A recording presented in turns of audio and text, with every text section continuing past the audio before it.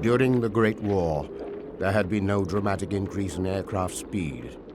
The 90 miles an hour achieved by fighters in 1914 rose to only 125 miles an hour as reached by the fighters of 1917 and 1918.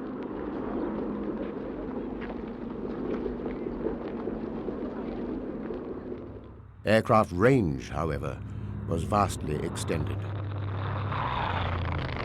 When the Frenchman Louis Blériot flew across the 20 miles of English Channel in 1909, it was considered an amazing feat. Yet exactly 10 years later, two Englishmen, John Alcock and Arthur Whitten Brown, succeeded in crossing the Atlantic, crash landing on the Irish coast in their converted Vickers-Vinny bomber. In the 1920s, flying became one of the great spectacles.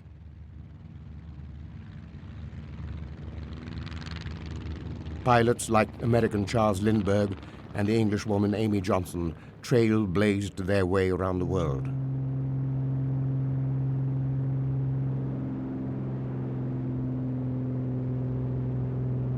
Airlines followed in their wake, dramatically speeding up communications around the globe and bringing its peoples closer together. Aircraft flew ever faster and ever higher. As for the military use of aircraft, the creation of strategic bombing forces during 1914-18 cast a long shadow. Military strategists believed that the bomber could win wars on its own by striking at the heart of an enemy nation.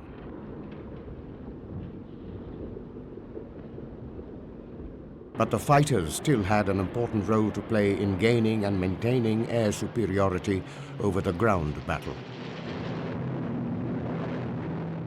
Up until the mid-1930s, the fighter looked little different to that of the Great War.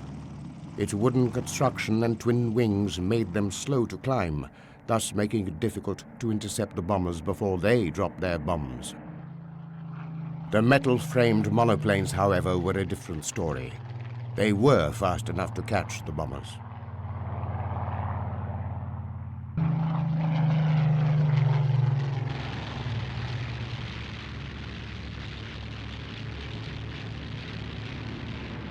They were helped by the introduction of radar, which meant that the bombers could be tracked well before they approached their targets. The Messerschmitt Me-109 was the German superior fighter in 1939. It had already proved itself in Spain during the Civil War, and a 109 Emile, which ended service in 1939, was capable of speeds of over 350 miles per hour. I flew the first one we captured in 1940 at Farnborough, which is a test establishment of ours, as you know. And we did a comparison trial between this first Messerschmitt and an E, Messerschmitt E, and a Spitfire Mark II. They were very comparable in their performance, but I thought the 109 going downhill fast was very stiff on control.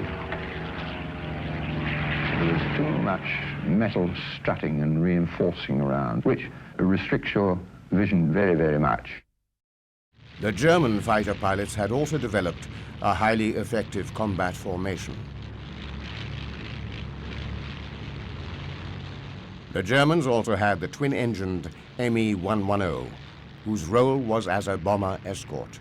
This too flew at more than 350 miles per hour, but lacked the maneuverability of the 109. The Germans thought it was very good. Actually, it was an absolute gift for a single-engine fighter. Absolutely, absolutely.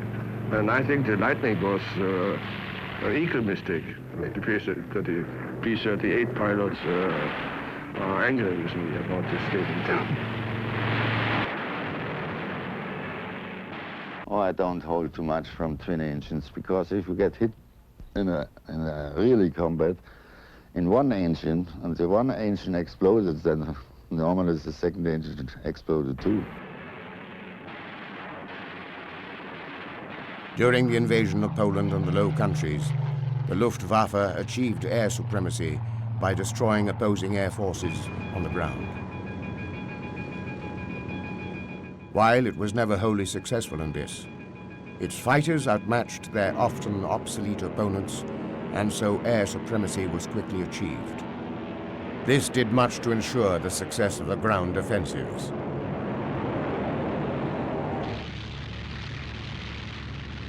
The one failure that the Luftwaffe had during this first period of the war was against the British RAF in 1940.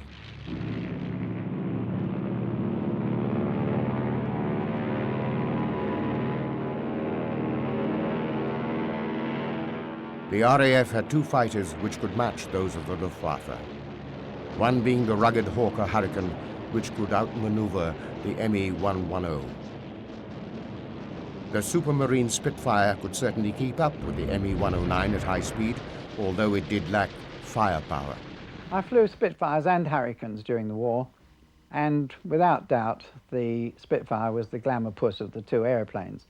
However, certainly the Hurricane could do many things the Spitfire couldn't. For instance, if you had a Hun at the rear end of you, or you wanted to make tight, evasive action, without doubt the Hurricane could outturn a Spitfire. As far as the Spitfire was concerned, right from the very word go, it had a very much better rate of climb than the Hawker Hurricane. When the Spitfire got its improved engines, it could go to a much greater height.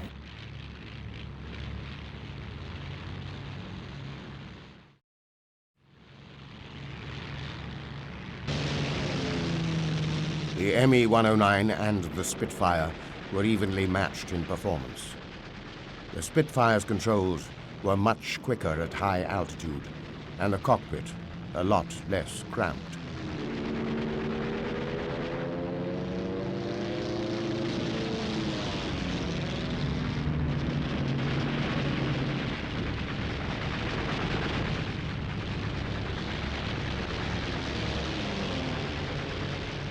The Me-109 only carried enough fuel for just over 1 hour's flying, which seriously limited its combat time over the English coast and was a considerable drawback. Treat yourself to the best gift in history this holiday season. Enjoy unlimited access to award-winning podcasts and thousands of hours of original history documentaries released weekly exclusively on History Hit. There are topics for all history lovers, from Pompeii to D-Day. Sign up via the link in the description for an exclusive discount. Don't miss out on this incredible opportunity to explore the past like never before with History Hit. The British radar stations were also becoming increasingly efficient. This, together with an equally efficient command and control system, often enabled the RAF fighters to gain altitude over their opponents. The real enemy we met in the Channel, the British. With its Spitfire and Hurricane, England had the best air defence concerning the technology of their aircraft and the training of their pilots, as well as their ground defence systems. That caused us a lot of difficulties, and we experienced enormous losses there, but so did the British.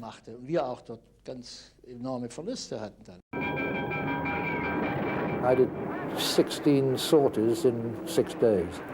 I started asking myself, how long is this going to go on? Because I'd been at it since May the 10th, with very few days off, and I'd been, shot, I'd been hit twice. You get to a point where you carry on in desperation, and it works. You come out of it unscathed, and you've learned something, another experience. You won't get into that predicament again. The Luftwaffe failed in their attack on the radar system and consequently suffered. In 1941, following the immense success of RAF Fighter Command in the Battle of Britain, the Luftwaffe performed cross-channel sweeps in order to draw the German fighters into the air.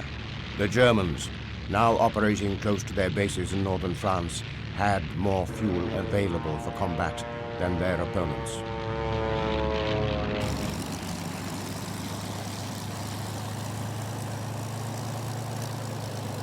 The fighter strength in the West was weakened considerably with Hitler's invasion of Russia in June 1941. But during the second half of 1941, the Germans introduced the formidable Focke-Wulf FW-190. Able to attain a speed of well over 400 miles per hour, it could, at low altitude, outmaneuver the Spitfire 5, then in service. The Focke-Wulf had a very strong engine and in itself was very robust and well built. It coped very well with being shot at, probably more so than the Me-109. The Focke-Wulf had an air-cooled engine and the Me-109 had a liquid-cooled engine, which meant that if, for instance, some shrapnel damaged the cooling system, the Me-109 couldn't continue, whereas the Focke-Wulf with its air-cooled system could. It was much more robust than the Me-109, but some of the shortcomings were, for instance, that when dive bombing, because of the air-cooled system, depending on the speed, it would open up and therefore affect the stability of the aeroplane in the air. Sometimes the aircraft would tilt to one side and you could find yourself in a helpless situation. You had no control over it and it would be very difficult to right again. Early in 1942, came the appearance of the 109 Gustav. This was to become the backbone of the fighter arm as it performed well at high altitudes. This was especially so after the US 8th Air Force began its daylight bombing offensive against occupied Europe in earnest at the end of that year. The P-47 Thunderbolt was the main American fighter, and as with the Spitfire and the Me-109, underwent several improvements during the war.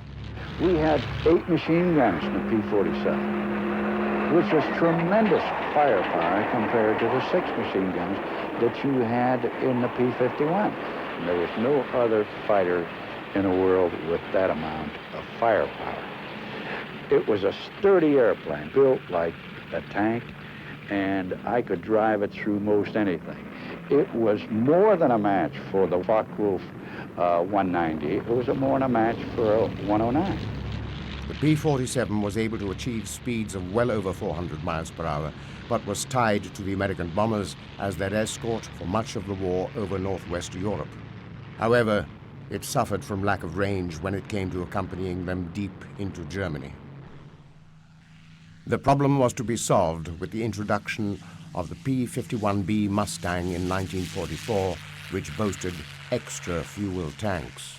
At the same time, in order to establish and maintain air supremacy over France and the Low Countries in preparation for the Normandy landings, the American fighters were withdrawn from the bombers.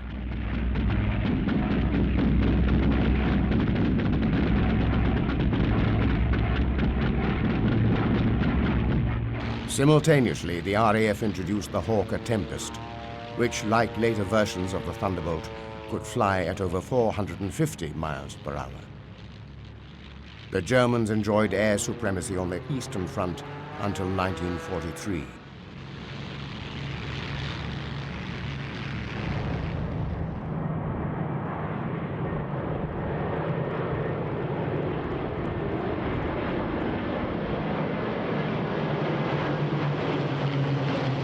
Obsolete Soviet types like these Polikarpov 115s and 116s were no match for the German fighters. In my opinion, it was always easier on the Eastern Front. When war broke out, the Russians were not as well trained as us, and their weapons were not as good as ours.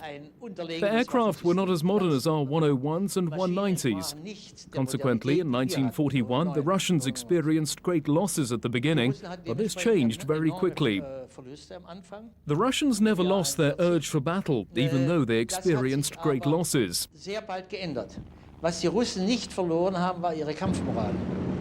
The strong aeronautical design tradition possessed by the Russians meant that by mid-1943, they were introducing aircraft like this MiG-3, perfectly capable of matching the Luftwaffe. 20,000 British and American aircraft supplied under Lend-Lease proved to be a great asset, and some Western Allied fighter squadrons even fought on the Eastern Front for a time.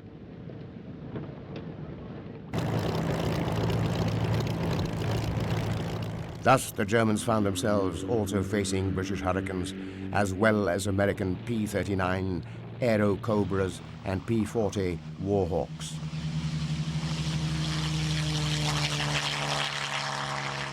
Obsolete Italian CR-42s took off to duel with just as dated British Gloucester Gladiators in the very early months of the war in North Africa.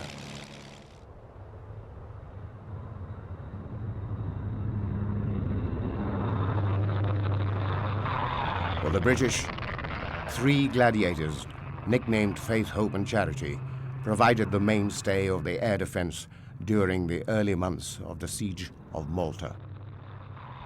The Japanese Mitsubishi Zero fighter dominated the Pacific War during the initial conflict. The Western view that the Japanese pilots were not as skillful as their adversaries soon proved to be untrue. I was just a young fighter pilot and had been with my squadron only a couple months, but real eager to get out there and have at the Japs, as all of us in the squadron were. We were fired up to go, and we had one of the rudest shocks in our life when we first encountered the Zero. We never expected anything like it. It was such a tremendously maneuverable airplane that it was unbelievable. The first time I know that I had one in my sights, I was just ready to punch the pickle, and away he went, zoo, right out of my sight. And it was unbelievable. Well, the Zero could outmaneuver us all over the place, but the Zero could not take any punishment. If you got a good burst in Zero, why, it would blow right away. So that was our advantage over the Zero. Yet 1 for 1, it was a bad day to fight a Zero. 1944 saw the advent of the jet fighter, with the British Meteor engaging German V-1 flying bombs. The German prototype Heinkel HE-178 was the very first jet aircraft, and this actually flew as early as August 1939. RAF officer Frank Whittle had been working on jet engines in Britain for many years before his Gloucester Whittle first flew in May 1941.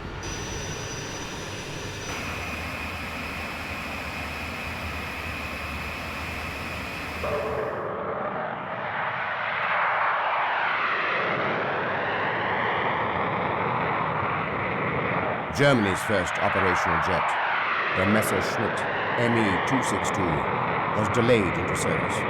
The performance and the flight characteristics were so overwhelming. The impression of jet flight, first in a pilot's life, is something extraordinary. But when Hitler saw this aircraft first time presented, he asked Messerschmitt, I was present at this time, is this aircraft able to carry bombs? And Messerschmitt said yes, and Hitler asked how many kilos is it? Perhaps a 500, but for sure a 250 kilo bomb. And Hitler said, this is the Blitzbomber, as he called it, the dive bomber, the fighter bomber, which I'm requesting since years. With this aircraft, I can fight the invasion, the coming invasion. And this was the sentence to death for this aircraft being used as fighter, as interceptor, what it really was. The Messerschmitt Me-262 was delayed into service due to the fact that 234, the so-called Blitz bomber, was also introduced by the Germans. But faster than all the jets was the Me-163 Comet rocket plane, reaching a speed of almost 600 miles per hour. However, it had only enough fuel for 90 seconds of flight. After this, it would operate as a high-speed glider.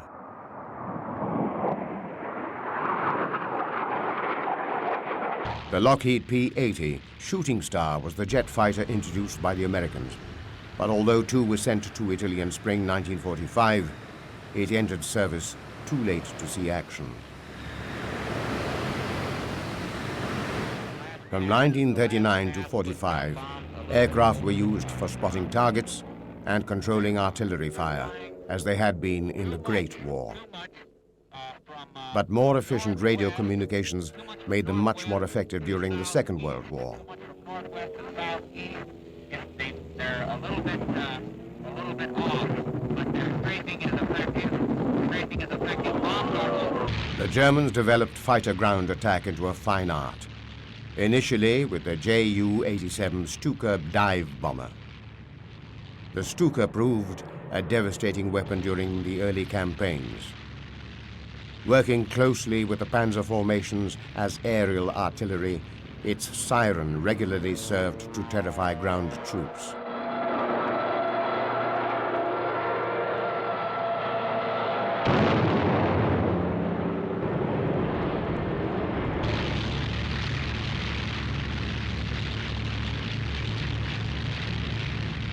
The British armed a Hurricane with bombs, calling it a Hurry Bomber, during the desert campaigns in North Africa.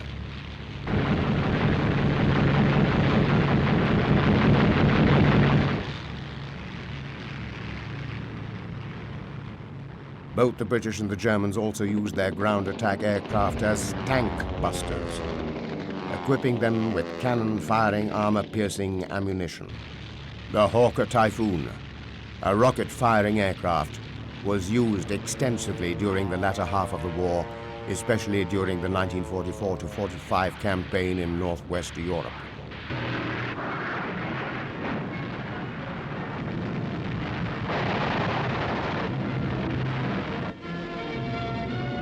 The German Air Force was conspicuous by its absence during the days following our landing in Normandy. And for this we must thank the squadrons of Fighter Command, who kept up a non-stop watch over the beaches and convoys. Between June 6 and June 12, 10,000 sorties were flown.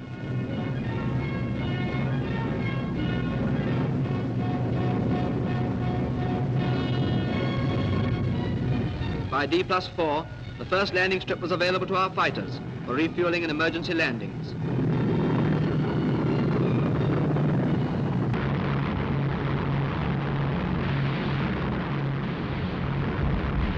In the summer of 1941, the Russians introduced their newly developed Ilyushin IL-2 Stomovik. This was used and proved to be a very effective close air support aircraft. However, as a result of its early combat experience, it was to be extensively modified. The IL-2 was a dangerous airplane, you know? It was very hard to shoot it down because it was heavily armored, downwards, and backwards. You had a gunner in the back, and you had to aim very accurately to get it, you know? And very easily, I know a lot of pilots who really got rid of the whole ammunition and were still flying.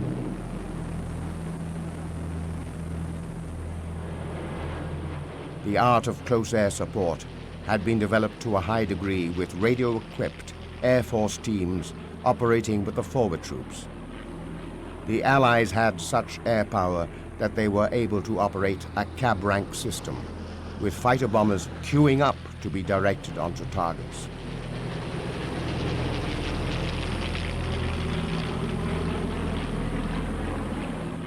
Allied heavy bombers were used in Normandy as support to the ground troops, the objective being to soften up the German defenses before carrying out a carpet bombing attack.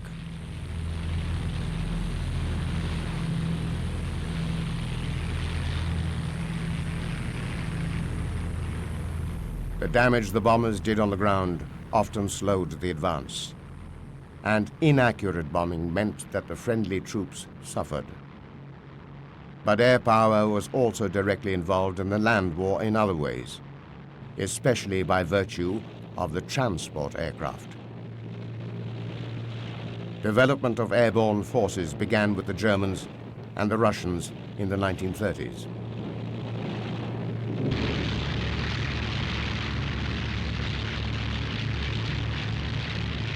During the invasion of Norway in April 1940, the Germans were the first to use them in action. The German airborne operations' most impressive invasion was the island of Crete in May 1941, with some 5,000 men being dropped. The Germans ceased mounting any more such operations on a large scale due to the substantial loss of Junkers Ju-52 transports.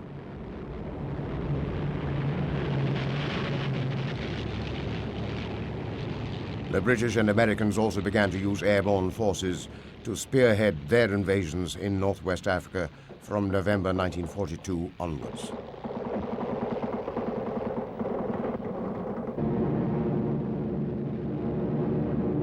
The first Allied Airborne Army was formed in spring 1944, and their divisions played a major part in the Normandy landings. The Germans had flooded large areas of Holland so as to prevent the movement of our ground troops. But they had not bargained for this great airborne operation, Operation Market, which was to land our troops in front of the ground forces and capture and hold important strategic bridges at Arnhem, Nijmegen, Grave, and in the Eindhoven area. The film shows the flight of the aircraft to Arnhem and the dropping of paratroops and the landing of gliders in that area on the first day of Operation Market. But because the ground forces were unable to link up with the British and Polish paratroops at Arnhem in time, this operation failed.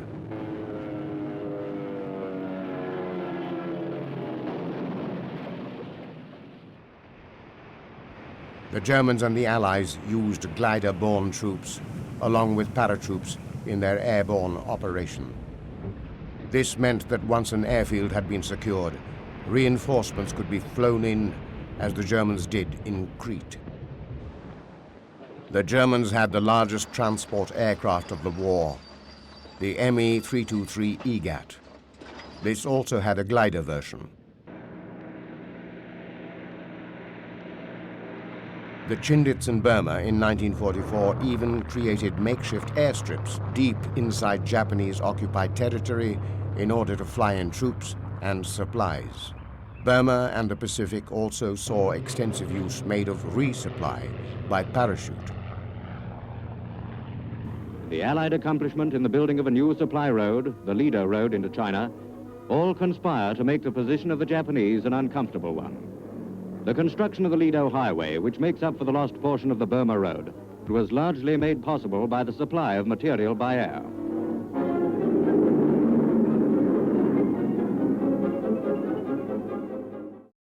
In the early 1920s, American General Billy Mitchell carried out a series of experiments to demonstrate how effective aircraft could be against ships. The Second World War was to prove Mitchell right. On June 9, a destroyer on its way to attack Allied cross-channel shipping was driven aground by the Navy or field to bats, and then attacked by 24 Beaufighters of Coastal Command with rockets and bombs. On July 6, 41 Beaufighters of Coastal Command, with torpedoes, rockets and cannons, attacked a convoy of 8 merchant vessels with 11 escort ships off the Frisian Islands. 1 merchant vessel was hit by a torpedo, 1 was set on fire by rockets, and 4 escort vessels were left burning.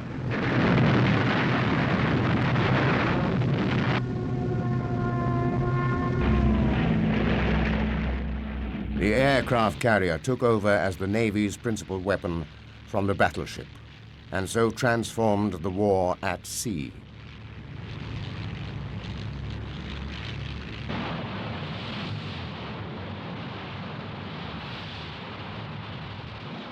But land-based aircraft were just as effective.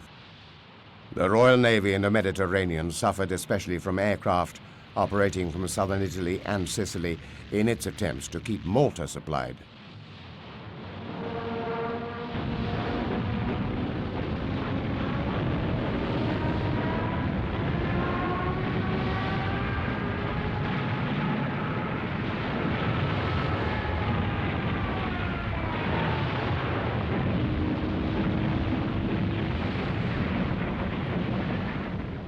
During the evacuations of the army from France in 1940 and Crete in 1941, the British lost vast numbers of warships to German air attack.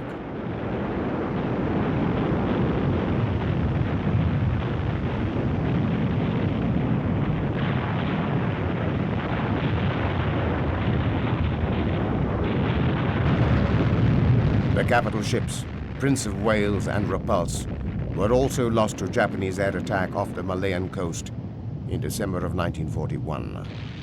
The German battleship Tirpitz, which had long been a major threat to the supply convoys to Russia, was finally lost to heavy British bombers. The amazing 12,000-pound Tall Boy was the actual bomb used. This unique bomb had the fuse in the tail, which enabled it to penetrate the ship's armor before detonating. Yet the Arctic convoys also suffered from attack by German aircraft based in Norway, which, like Sicily and the Mediterranean, was likened to a land aircraft carrier.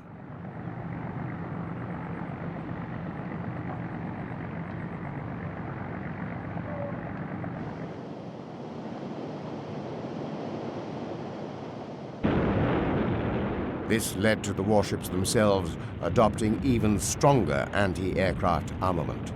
Consequently, aircraft losses were high.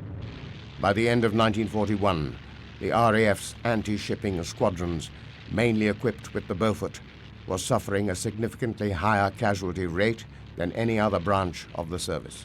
In the Mediterranean from 1943, the Allies suffered several shipping losses due to the introduction of Germany's anti-ship weapon HS-293, a glider bomb which proved extremely effective.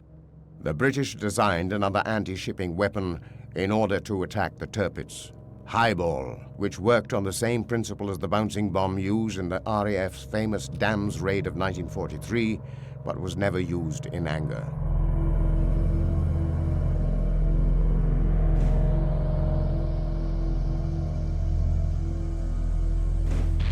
The Battle of the Atlantic was World War II's longest-running campaign, and the aircraft played an ever-increasing role.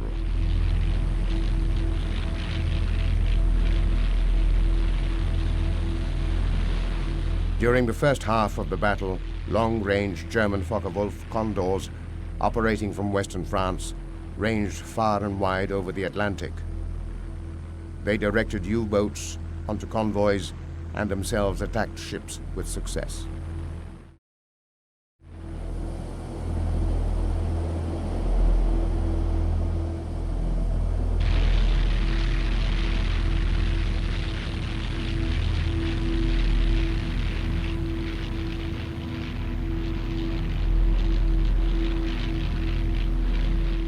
Likewise, Allied aircraft, as they had done together with airships during the Great War, could spot U-boats on the surface and direct warships onto them. Because even if you didn't sink a submarine, so long as you could keep them with their heads down, first of all, that reduced their range because they couldn't travel very far. I think they only did about 4 knots underwater, and as opposed to, say, 12 knots on the surface. Due to the fact that a surfaced U-boat was extremely vulnerable to air attack, half of the German submarines sank during the war. The Lee-Light was a searchlight system developed by the RAF. The airplane that I flew was a Mark 14 Wellington, which was fitted with a 12 million candle power searchlight called a Lee-Light, which was lowered from a sort of dustbin contraption at the back of the bomb bay, and that was to illuminate submarines if you found one.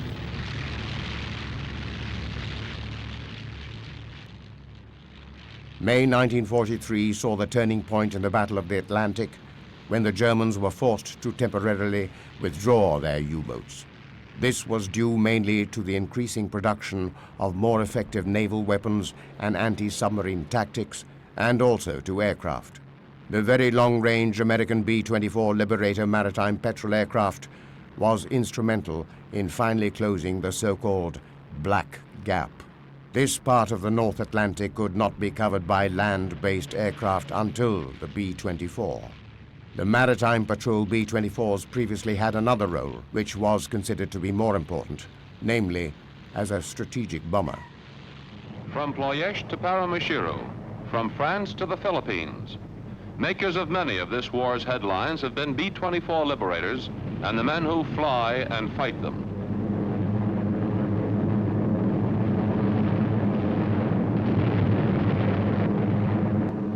Leb is heroine, too, of many a wing and a prayer story.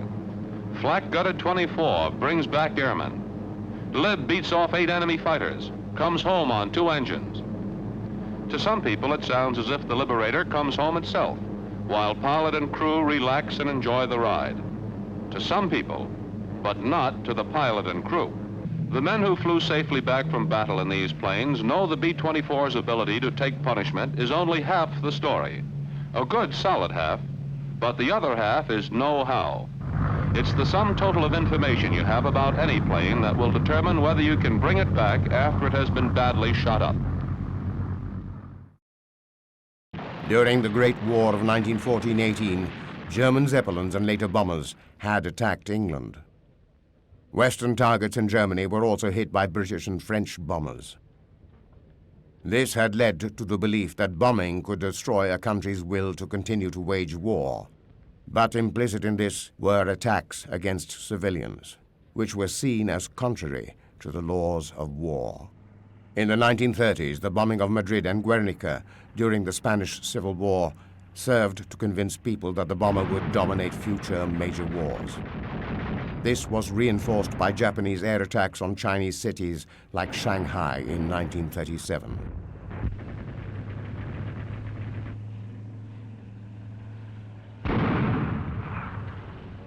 The greatest fear was that air forces would employ gas bombs. Therefore, as the war showed no sign of ending, nations began to equip their civilians with gas masks. In 1939, at the outbreak of war, the combatant nations laid down very strict guidelines for their bomber forces to adhere to. They should only attack military targets. But within 3 weeks of the German invasion of Poland, the Luftwaffe was bombing Warsaw. The justification for this by the Germans was that the Polish capital had made itself a military target by refusing to surrender.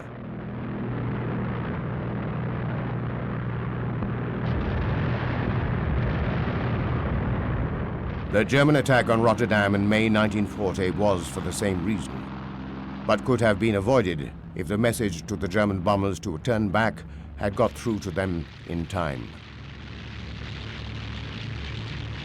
During the Battle of Britain, the main targets for the German bombers were the airfields, radar stations, docks, and aircraft factories.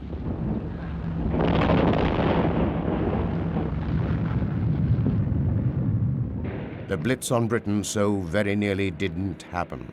It was the result of a navigational error by a German bomber, which dropped its bombs on London by mistake. This led to the RAF's immediate retaliation. With the raid on Berlin, the era of city-busting had begun.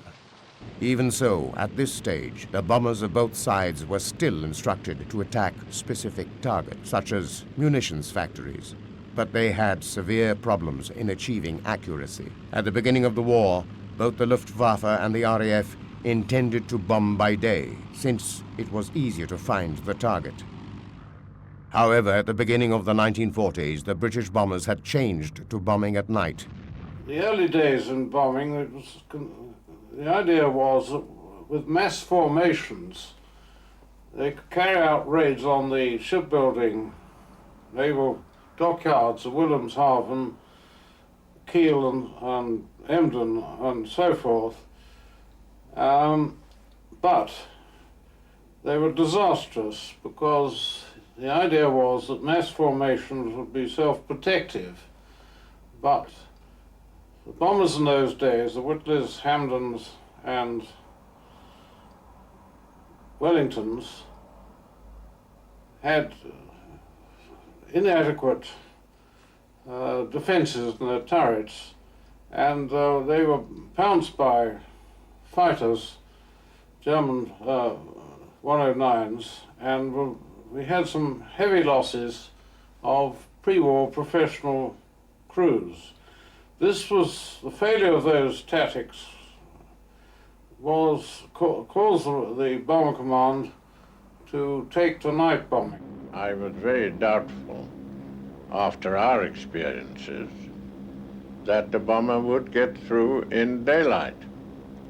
They had heavier machine guns than we had, We, for some reason or other, always had nothing but 303. Well, it's rather like a pea shooter against an elephant, a 303 against an armored fighter.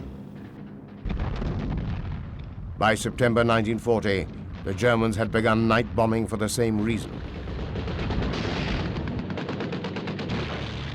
Navigation, which was reliant on dead reckoning, suffered, however. Bomb sights, too, were little different to those of 1918 and were just as inaccurate. In the summer of 1941, the British commissioned a study into bombing accuracy and established that only some 10% of bombers were getting their bombs to within 5 miles of targets within Western Germany. Something had to be done to improve navigation. It was inevitable that civilians would suffer, as the munitions factories were usually in urban areas or close to them.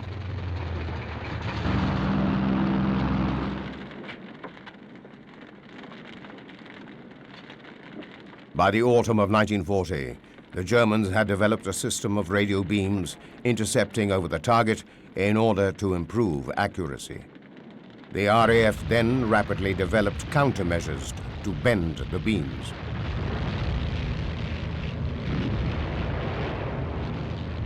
Then, by the spring of 1942, the RAF introduced a similar system called G. This was incorporated in a new breed of heavy bombers. At the outbreak of the war, both the Luftwaffe and the RAF possessed only medium bombers, like the Heinkel HE-111 and the Vickers Wellington, and these had limited range and payload. Initially, the Germans saw no real need for long-range heavy bombers, as they thought only of war against neighboring nations.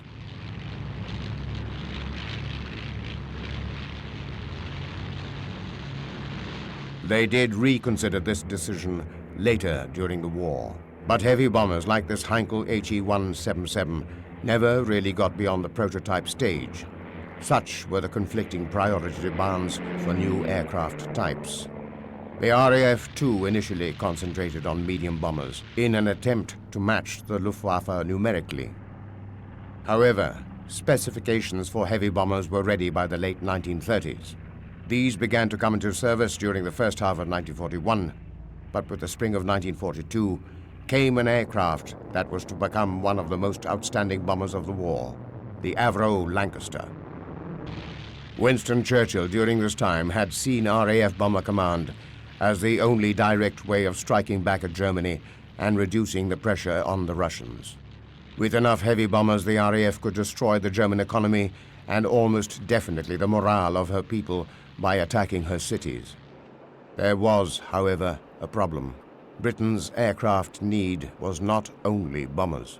There was an extreme shortage of maritime patrol aircraft in the Atlantic, which were desperately needed to keep the U-boats at bay, which meant that the production of bombers could not be given absolute priority. In February 1942, RAF Bomber Command received a new chief. Arthur Harris, soon to be nicknamed Bomber Harris, was a very straight-talking man. He believed, and the air staff supported him, that the policy of city-busting or area bombing could bring Germany to her knees. This would achieve the final victory, without large ground force casualties being suffered. With this in mind, Harris launched 3,000 bomber raids at the end of May 1942.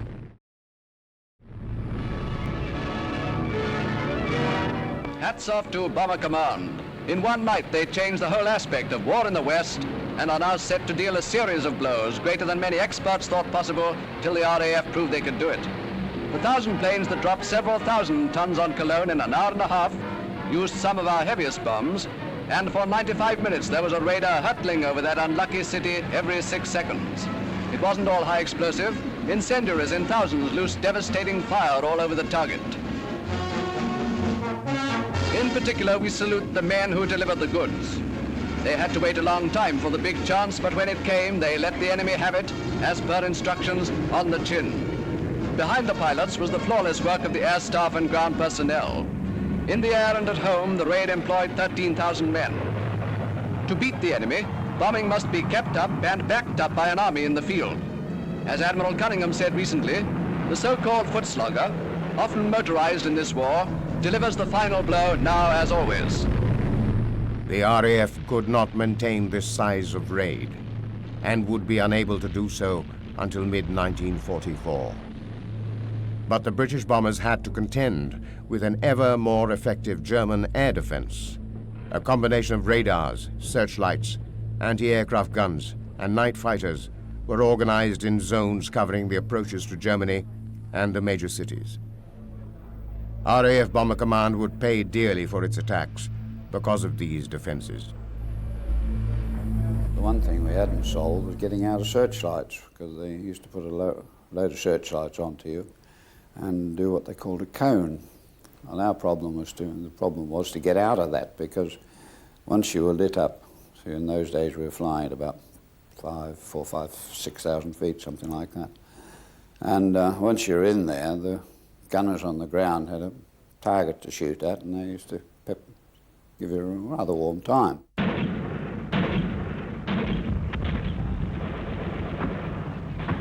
As well as that, they used to have fighters, single-seater fighters and whatnot, roaming around.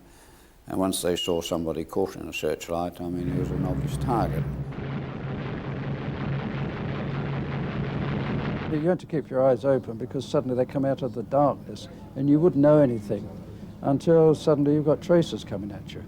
Of course, they used to come up from underneath, and that's where lots of the aircraft were shot down, because the Jerry fighters had a gun that went straight up, and it would hit they used to come up underneath the main wings, hit the target, which was the petrol tanks. The whole thing would just explode. Harris was by now looking to the Americans, whose 8th Air Force was now building up in Britain to lend weight to the campaign. Its main strength lay in the Boeing B-17 Flying Fortress. While it did not carry the bomb load of the RAF's Lancaster, it had more defensive weapons. The B-17 was an experimental aircraft as far as World War II is concerned. It would take more punishment. I flew B-29s. They wouldn't take anywhere near the punishment 17. It would bring you home on 1 engine, 2 engines, whatever. Half your tail shut off. It was a great airplane. It had the firepower that enabled us to be able to bomb Germany in the daylight and survive. That was our mission, and we were successful in doing it. The British did not believe that we could bomb in daylight. They tried it, it didn't work.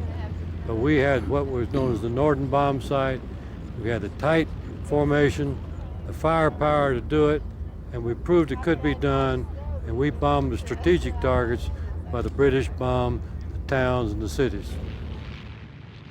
The 8th Air Force B-17s made their operational debut in mid-August 1942. It was to be some months, though, before they were in sufficient strength to launch major attacks against Germany. In the meantime, they gained operational experience over France and the Low Countries. Early results were very impressive in terms of bombing accuracy, due to the Norden bomb sight with which the US aircraft were equipped.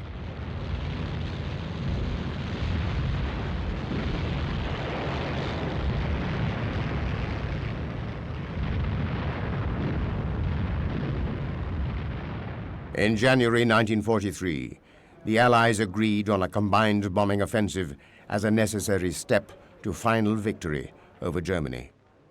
Point Blank was the code name the RAF used, and continued to attack by night while the Americans did so by day. This was called round-the-clock bombing. Point Blank was launched by the RAF in March 1943.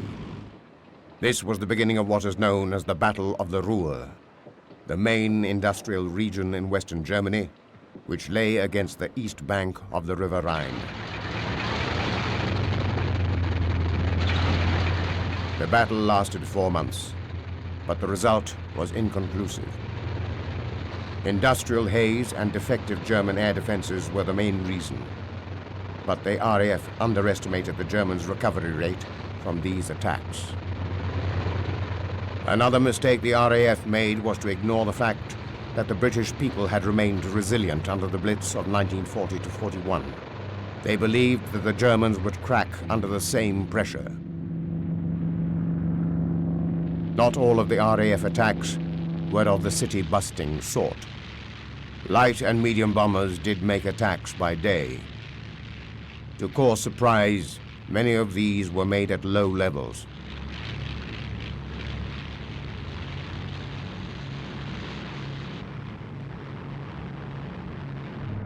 The twin-engined de Havilland Mosquito, with its all-wooden airframe, was particularly effective at low level. The attacks on the Gestapo jail at Amiens in northern France proved this.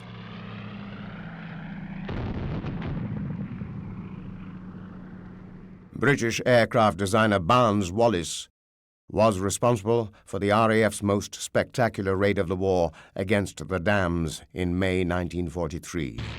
Wallis designed a special type of bomb for this, as conventional types would not work. The newly designed bomb would bounce on the water and strike horizontally rather than vertically. A special Lancaster squadron was formed for the operation, which took place on the 16th-17th of May. 2 of the 3 dams attacked were breached, but 8 out of the 19 aircraft involved failed to return. Even so, the attack provided a major boost to RAF Bomber Command's morale. Towards the end of July 1943, Harris targeted the northern German city port of Hamburg, which he was determined to destroy.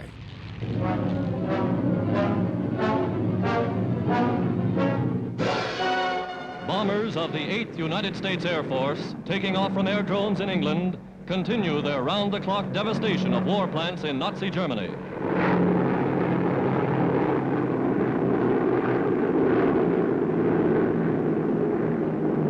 In broad daylight, mighty squadrons roar across the North Sea. Over Hamburg, Germany's principal seaport and #1 war center, tons of bombs rain from the skies.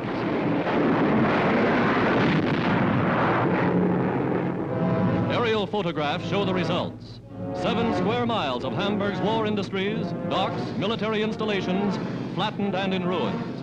Water mains, gas and electric plants destroyed. Hamburg, as a war center, a base for submarines, is virtually wiped off the map.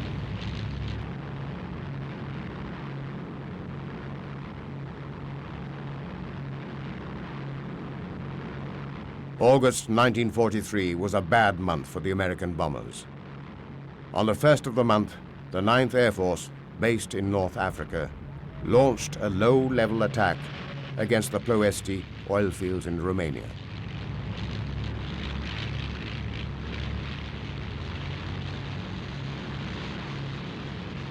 The low altitude of the bombers meant that the German radars were unable to spot them on their way to the target, giving the German air defenses little or no warning that the bombers were approaching.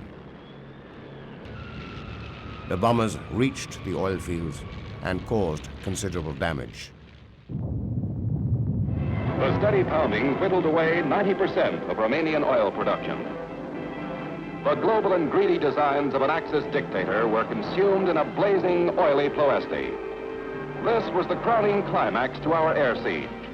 In only 5 months, this had become the graveyard for 1/3 of Hitler's oil. Oil, a pre-war weak point in the Nazi military supply system, became a bottleneck under repeated Allied blows. The bombs had crushed gasoline-producing, storage, and shipping centers. The return flight, however, was not such a success.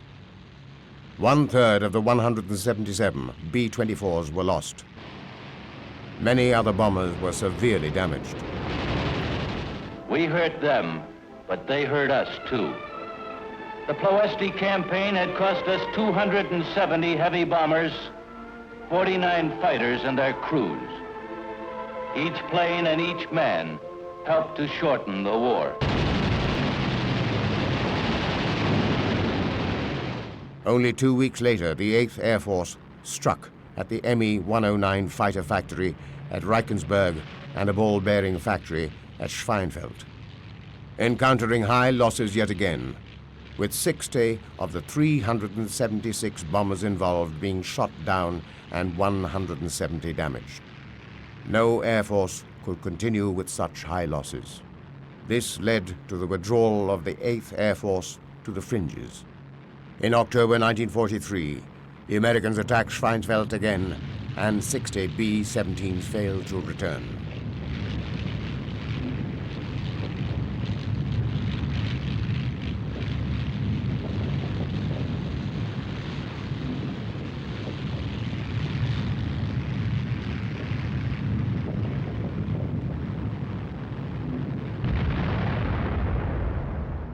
The Americans were losing confidence in daylight attacks and considered switching to night operations. The main problem was that their bombers, although heavily armed, could not defend themselves. Yet they did have dedicated escort fighters, like the P-47 Thunderbolt and the P-38 Lightning. But neither of these types had the range to escort the bombers to targets deep in Germany. The P-51B Mustang was the answer, which began to appear in early 1944.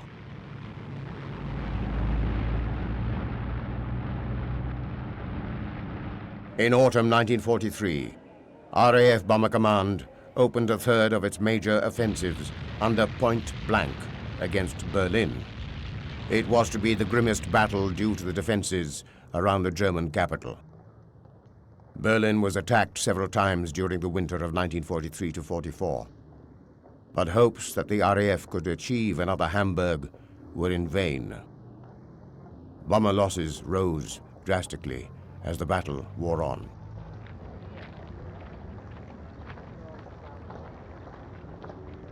Berlin, although bruised, was not destroyed. For RAF Bomber Command, it was a battle lost.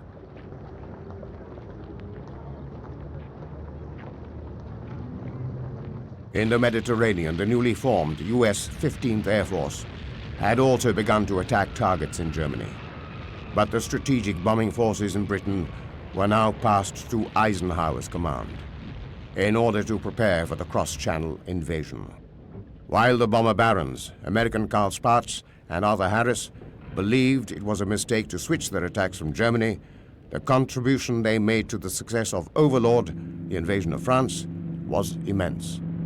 We are destroying the Nazi defenses, special anti-invasion weapons, gun sites, E-boat pens and hideouts, defenses which Hitler has been building and strengthening the length of the Atlantic Wall. The German anti-invasion weapons are well concealed and hard to locate, but the Royal Air Force is seeking them out wherever they may be and smashing them one by one.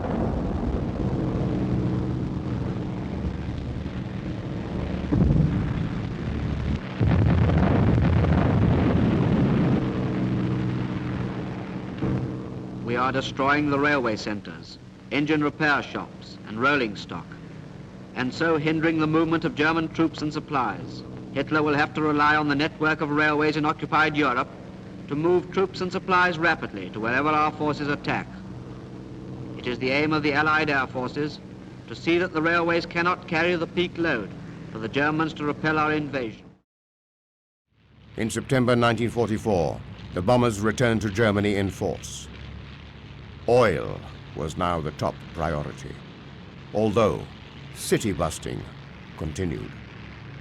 Heavy flak marks the Nazis' determination to protect their synthetic oil output, for production of nearly half Germany's liquid fuel and almost all of its aviation gas is concentrated in but 8 huge plants.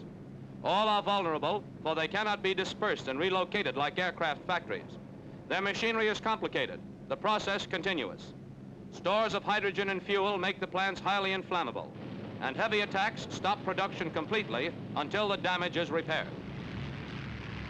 The Luftwaffe continued to attack bombers in the air, but with large numbers of Mustangs about, success was harder to achieve. Meanwhile, Germany's infrastructure was being steadily destroyed.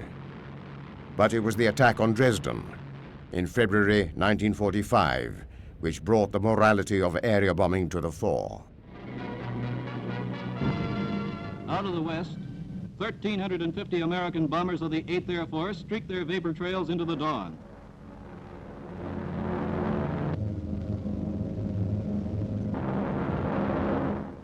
For 2 full days, miles of these bombers hammered Reich factory and railroad centers in the east. Chemnitz, Magdeburg, Cottbus. The veteran 1st Division of the 8th Air Force today carried its 200,000 ton of bombs to help an ally. Now they hit Dresden, hardest of all.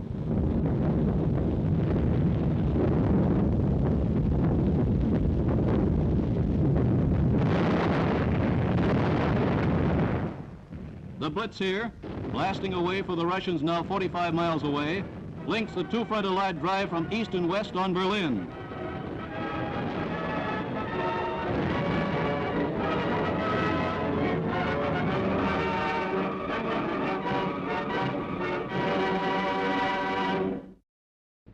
The city had virtually no targets of military significance, yet much of it was destroyed, and 50,000 lives lost.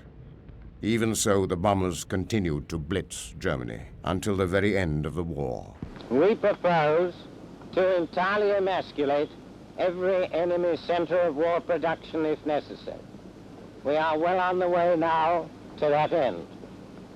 There are possibly 40 centers which are absolutely vital to the production of war materials to the Germans. There are about 50 which are of considerable import to them. They are altogether possibly not more than 100. And we are, as I say, well on the way to their destruction. During this time, larger types of bombs were used, ranging from this 8,000-pound type to the 22,000-pound Grand Slam, which the RAF used against viaducts and other difficult targets. On March 19, the viaduct at Arnsberg was attacked by Lancaster's Bomber Command using 6 22,000-pound bombs. This viaduct was one of the 3 main ways of escape out of the Ruhr left to the Germans, and so the attack was clearly related to that carried out on March 14 at Bielefeld.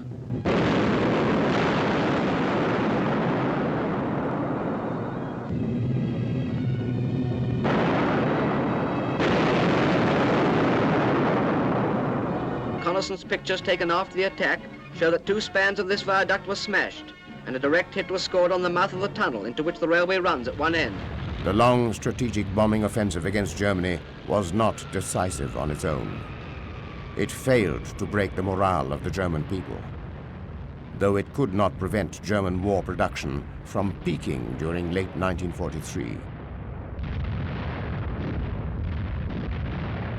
The cost in bombers and the lives of aircrew was very high. We lost 100 Blenheims in the first 12 months of the war because we started losing 5 out of 10 on the first bombing raid of the war, which our squadron did with 110 Squadron to Wilhelmshaven. If there's something distant, dangerous, or dead risky, send the Blenheims. Well, flying was dangerous. It was much more dangerous then, before the war, and flying obviously against the enemy. And you didn't like the idea of being killed, especially you didn't like the idea of being burned to pieces, or just burned and survive. I don't believe anybody who says they weren't frightened at some time or other. My principal worry was getting badly hit so that the aircraft burnt. I wasn't too worried about having to get out if we could get out, but my real worry was either getting down in flames or the wing coming off and you're really in dead trouble. RAF Bomber Command's losses were such that of every 100 aircrew who embarked on a tour of operations, 60 would be killed before they had completed the statutory 30 missions. It was the same for the Americans.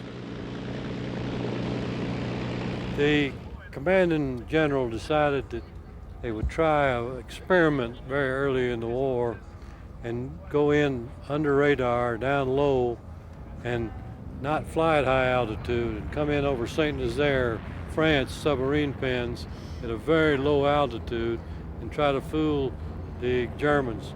It didn't fool the Germans at all. We got the living hell knocked out of us. That was the last low-altitude flight they ever flew in B-17. On that particular flight, we went in at 8,000 feet instead of going in normally at 25,000 feet. And it was much too low.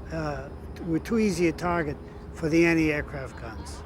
The concept of hitting them round the clock with daylight and night raids was sound. The problem was that in the early days, we did not have enough bombers and we did not have enough fighters to make deep penetrations into Germany without prohibitive losses. The only thing that I could recommend would be to have learned our job a little more slowly and waited a little longer before making the very deep and very damaging penetrations. However, the offensive did make a significant contribution to the defeat of Hitler's Germany, which compensated for the high losses in men and aircraft.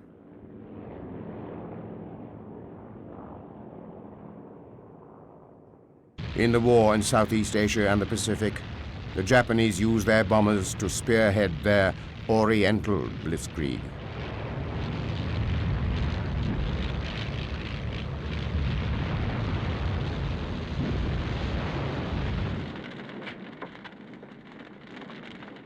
The Japanese did not see bombing as decisive in its own right, but air attacks on the Philippines, Singapore, and elsewhere undoubtedly had an effect on the morale of the defenders.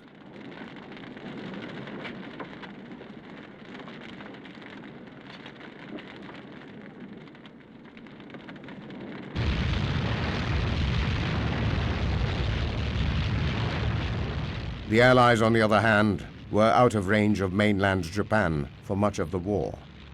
In fact, before June 1944, only one air attack was made on Japan. This was the strike by B-25 bombers from the carrier Hornet in April 1942.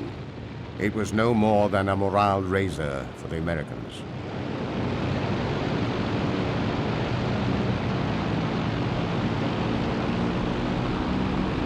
It was not until the massive Boeing B-29, which could carry a 20,000-pound bomb load over 3,000 miles and which came into service in 1944, that land-based American bombers could reach Japan.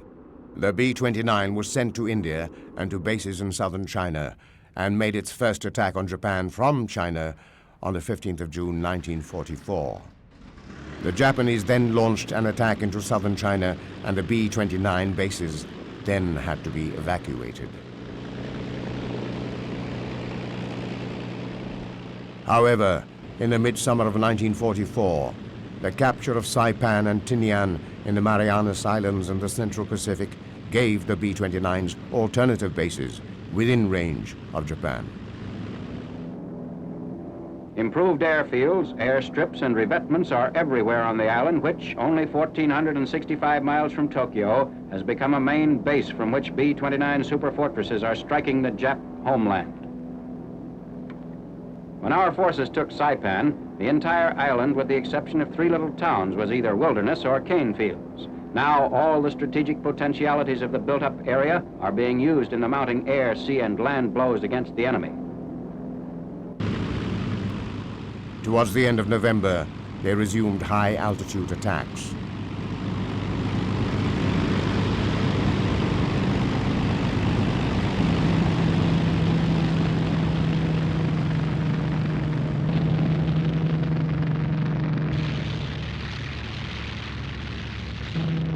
The results in terms of bombing accuracy were disappointing. The Japanese fighters were shooting down and damaging an increasing number of B-29s, not without cost to themselves.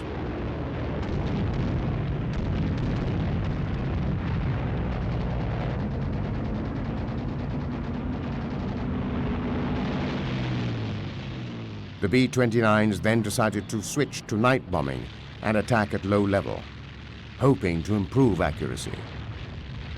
As many Japanese houses were built of wood, incendiaries made up most of the bomb load. The first of these attacks was made against the Japanese capital, Tokyo, on the night of 9th-10th March 1945.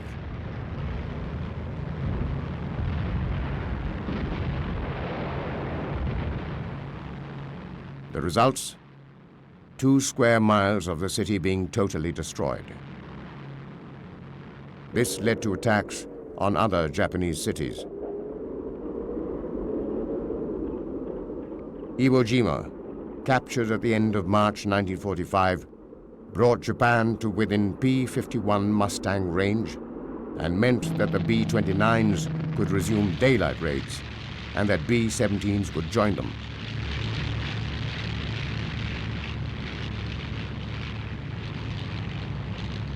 Bombing of Japan continued throughout the summer of 1945, destroying much of the remaining industry. The Japanese began to make signs for peace, but would not accept unconditional surrender. A large proportion of the population wanted to fight on to the bitter end.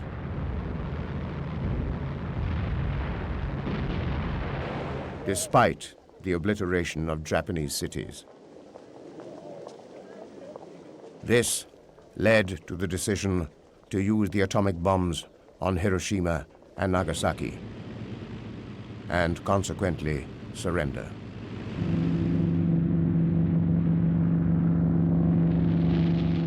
It could be argued that the pre-war air theorists had finally been vindicated. We knew that the bomb had exploded, everything was a success, so we turned around to take a look at it. The sight that greeted our eyes was quite beyond what we had expected, because we saw this cloud of boiling dust and debris below us with this tremendous mushroom on top. Beneath that was hidden the ruins of the city of Hiroshima. There are a lot of people who say that bombing can never win a war. Well, my answer to that is that it has never been tried yet, and we shall see. Germany will make a most interesting initial experiment. Japan will provide the confirmation. However, it was the weapon and not the delivery which had proved decisive. The future capability of the atomic bomb was to prove immense.